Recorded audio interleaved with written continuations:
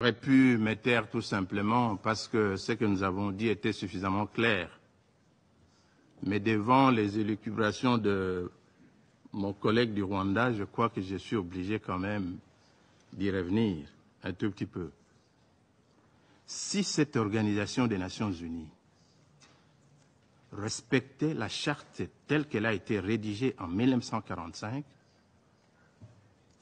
le Rwanda, qui a envahi le territoire d'un autre pays, ne serait peut-être même pas admis à s'asseoir à côté de nous ici aujourd'hui. Parce que l'objectif des fondateurs de cette organisation, c'était de faire en sorte que la guerre ne revienne plus. Ce pays a envahi le territoire de la République démocratique du Congo. Ils ont leurs troupes sur le territoire de la République démocratique du Congo. Ils tuent au quotidien. Ce matin, encore à Bukavu, des centaines de jeunes ont été entraînés vers une direction inconnue. Toujours dans la logique de l'épuration, des massacres des populations civiles congolaises. Mais ils ont peur de la haine, c'est-à-dire le discours de haine. Vous parlez du discours de haine, vous qui êtes sur le territoire d'un autre pays, en train de massacrer les populations et les tuer, vous osez parler du discours de haine. Donc vous avez peur du discours de haine pendant que vous êtes en train de massacrer des populations d'un autre pays sur son territoire, avec armement et avec tout. Même la MONUSCO a souffert de pertes en vies humaines par le fait du Rwanda.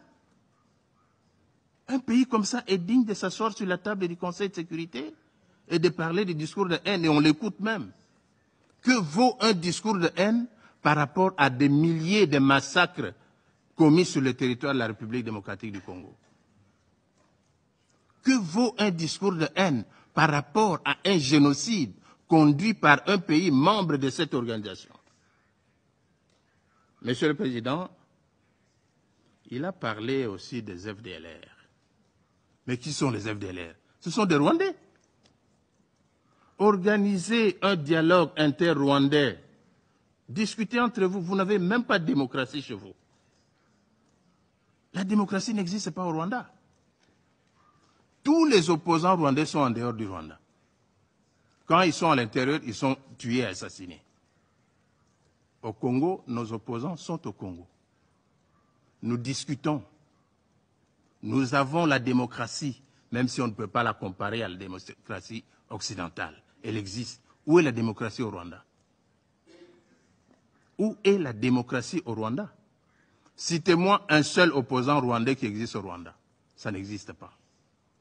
Alors venir débiter des choses du genre, voilà, discours de haine et tout consort, mais ça n'a pas de place ici. Monsieur le Président, les FDLR, parce qu'on en parle toujours, on a fait pratiquement son cheval de bataille ici. Ce sont des Rwandais, je l'ai dit.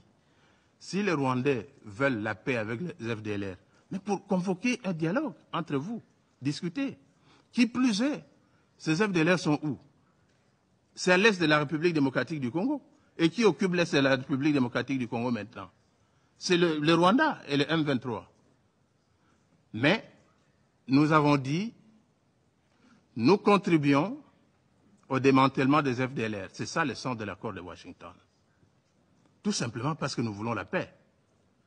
Mais qu'on ne vienne pas nous débiter ici des choses du genre comme si, à la base de toute cette insécurité, c'est les FDLR. C'est faux, archi faux.